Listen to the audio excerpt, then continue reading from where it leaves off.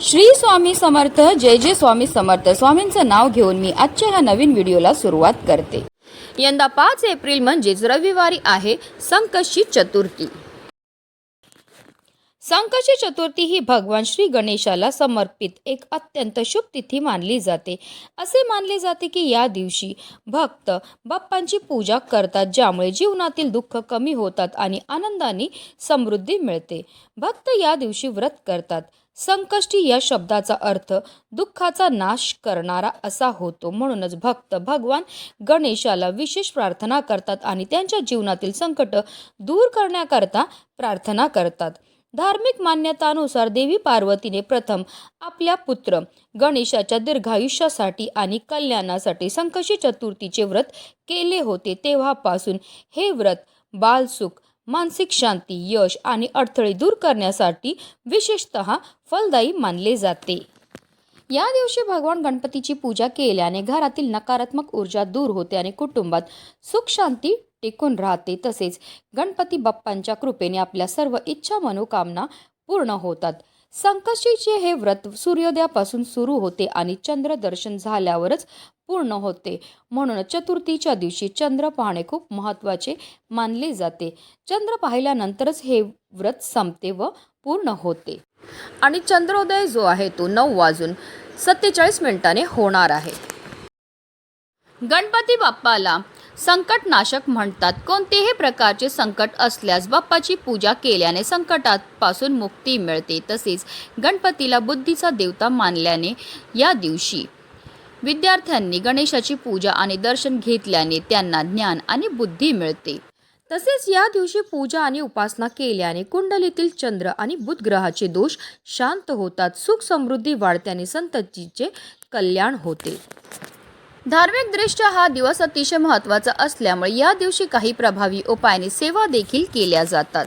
आणि म्हणूनच संकष्टी चतुर्थीच्या दिवशी तुम्ही व्रत नाही केलं तरीही चालेल, पण प्रत्येकाने आवर्जून आंघोळीच्या पाण्यामध्ये टाका ही एक वस्तू आणि स्नान करा. ही वस्तू टाकल्यामुळे आपल्या जीवनामध्ये असणाऱ्या प्रकारातला प्रकार, पितृदोष, ग्रहदोष, शत्रुबाधा तर नष्ट होणारच आहे, पण आपलं 7 पिढ्यांचं दारिद्र्य नष्ट होऊन आपल्याला सर्व कामामध्ये यश प्राप्त होणार आहे. अतिशय प्रभावी असा हा उपाय आहे. तर ती कोणती वस्तू टाकायची, कोणत्या वेळेत टाकायची, त्याबद्दल सविस्तर आणि महत्त्वाची माहिती मी तुम्हाला या व्हिडिओमध्ये देणार आहे. तर व्हिडिओ पूर्ण पहा.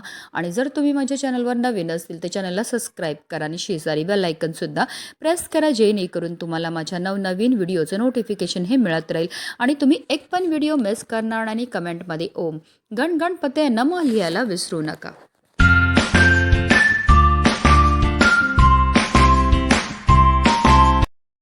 चैत्र महिन्यामध्ये स्नानाला आणि दानाला विशेष महत्त्व हे दिलं जातं. चैत्र महिन्यामध्ये येणाऱ्या या संकष्टी चतुर्थीच्या दिवशी जर तुम्हाला शक्य असेल तर आवर्जून तीर्थक्षेत्री जाऊन स्नान करा आणि आपल्या यथाशक्तीप्रमाणे दान करा. हे दान केल्यामुळे आपल्याला मोक्षाची प्राप्तीही होत असते. आपल्याकडनं झालेल्या कळत नकळत पापांपासून सुद्धा आपल्याला मुक्तताही मिळत असते. पण हल्लीच्या धावपळीच्या जीवनामध्ये प्रत्येकालाच तीर्थक्षेत्री जाऊन स्नान करणं शक्य नसतं. म्हणूनच आपल्याला घरच्या घरी आंघोळीच्या पाण्यामध्ये या काही वस्तू टाकायच्या, त्याने आपल्याला स्नानही करायची. ही स्नान केल्यामुळे आपल्याला तीर्थक्षेत्री स्नान केल्याचं पुण्य तर प्राप्त होणारच, पण आपल्याकडनं झालेल्या कळत नकळत पापांपासून सुद्धा आपल्याला मुक्तताही मिळणार आहे. म्हणून आपल्याला संकष्टी चतुर्थीच्या दिवशी सकाळी ब्रह्ममुहूर्तावर उठायचं आहे आणि अंथरुणामध्येच गणपती बाप्पांचं स्मरण करायचं. असं म्हटलं जातं ब्रह्ममुहूर्तावर आपण जे पण कार्य करतो त्यामध्ये आपल्याला अनंतपटीने पुण्यफळ हे प्राप्त होत असतं. आता आपल्याला आंघोळीला पाणी हे काढायचं आहे. जर शक्य असेल तर थंड पाण्याने स्नान करा, नाही तर कोमट पाण्याने स्नान केली तरीही चालणार आहे. या पाण्यामध्ये आपल्याला जी सगळ्यात अतिशय महत्त्वाची वस्तू टाकायची आहे ते म्हणजे पंचगव्य. आता पंचगव्य म्हणजे काय, तर गाईचं दूध, दही, तूप, गोमूत्र आणि शेण या 5 गोष्टीच्या मिश्रणाला पंचगव्य म्हणतात. गाईशी संबंधित या 5 गोष्टींना हिंदू धर्मात विशेष महत्त्व आहे. हिंदू धर्मात पंचगव्याशिवाय कोणतेही शुभकार्य पूर्ण होत नाही. खेड्यापासून शहरापर्यंत कोणत्याही धार्मिक सण, शुभकार्य, पूजा विधी यामध्ये पंचगव्याचा वापर करण्याला प्राधान्य दिलं जातं. पंचगव्याचा उपयोग घरगुती शुद्धीकरणापासून ते शरीर शुद्धीपर्यंत केला जातो. आता हे पंचगव्य आपल्याला कुठे भेटेल, तर जिथे पूजेचं साहित्य मिळतं तिथे सहज तुम्हाला हे पंचगव्याच्या छोट्या छोट्या बॉटल ज्या आहेत त्या भेटून जाणार आहेत. आता हे पंचगव्य एक तर तुम्ही अंगाला चोळू शकतात आणि मग स्नान करू शकतात किंवा अगदी आंघोळीच्या पाण्यामध्ये टाकलं तरीही चालणार आहे. त्याचबरोबर आपल्याला चिमूटभर काळे तीळसुद्धा आवर्जून आंघोळीच्या पाण्यामध्ये टाकायचे आहेत.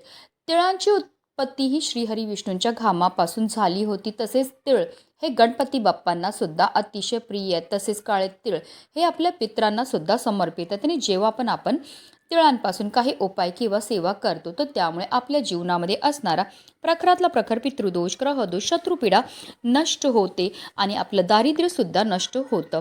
कारण तिळांना दारिद्र्यनाशक असं सुद्धा म्हटलं जातं. तसेच जर तुमच्याकडे लाल चंदन असेल तर आवर्जून थोडंसं लाल चंदनसुद्धा आंघोळीच्या पाण्यामध्ये टाकायचे. तर या सर्व वस्तू आपल्याला आंघोळीच्या पाण्यामध्ये टाकायचे आणि आपल्याला स्नानही करायचे. पण बऱ्याचदा लोक चुकीच्या पद्धतीने स्नान करतात. त्यामुळे सुद्धा त्यांना केलेल्या उपायाचं कोणतंही शुभ फळ प्राप्त होत नाही. म्हणूनच आपल्याला सर्वप्रथम एक मग पाणी आपल्या उजव्या खांद्यावर टाकायचं, एक मग पाणी आपल्या डाव्या खांद्यावर टाकायचं आणि त्यानंतर आपल्याला संपूर्ण स्नान करायचे. स्नान करताना आपल्याला निरंतर या एका प्रभावी मंत्राचा जप सुद्धा करायचा आहे.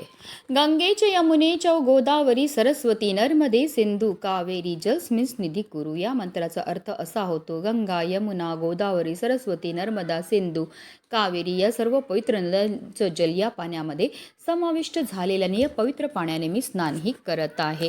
जेव्हा आपण आंघोळीच्या पाण्यामध्ये या सर्व वस्तू टाकतो त्याचबरोबर मंत्राचा जप करतो त्यामुळे आपल्या तनाबरोबर आपल्या मनाची सुद्धा शुद्धीही होत असते आणि पवित्र तनाने पवित्र मनाने केलेल्या प्रत्येक कार्यामध्ये आपल्याला 100 पटीने पुण्यफळ हे प्राप्त होत असतं. अतिशय प्रभावी असा हा उपाय केल्यामुळे आपल्या जीवनामध्ये असणारा प्रखरातला प्रखर पितृदोष, ग्रहदोष, शत्रुपीडा तर नष्ट होणारच आहे, पण आपलं 7 पिढ्यांचं दारिद्र्य नष्ट होऊन आपल्या संपूर्ण कुटुंबाची भरभरून अशी प्रगती होणार आहे. स्नान केल्यानंतर आपल्याला स्वच्छ वस्त्रे परिधान करायचे. जर शक्य असेल तर लाल किंवा पिवळ्या रंगाचे वस्त्र परिधान करा.